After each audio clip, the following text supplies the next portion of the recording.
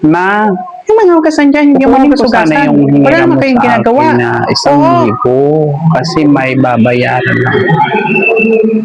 Ano? Sinisingil mo ko ng hirap po pera?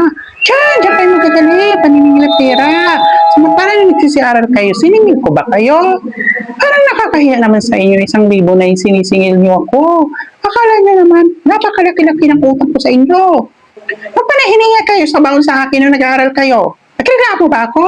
Sige, tapos ngayon 1,000 lang, sisingil-singilin niyo ako? Tingnan natin, sige, kaya niyo mga sarili niyo. Minsan na nga lang ako mangingi sa inyo ng pabor, ngayon sisingilin niyo ako. Wala na kayong ginawa dito sa bahay ko. Nung nag-aaral ka, ang laki-laki ng tuition mo. Siningil ba kita? Sa lahat ng mga ginastos ko sa'yo? Di ba? Hindi. Aba, sa 1,000 lang yan, ang laki-laki na ng loob ko sa magsingil-singil. Ay, naku, magsiayos kayo. Wala ko pera. Hindi ko kaya magbigay ng pera. Wala ko pera. Sige, kung sisingilin mo ako, bibigyan kita.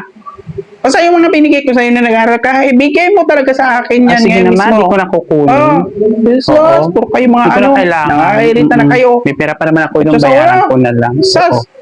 Sige ma, alis na Puro ako. kayo ano, balik kayo ng ko, kala nyo, laki ng utang ko.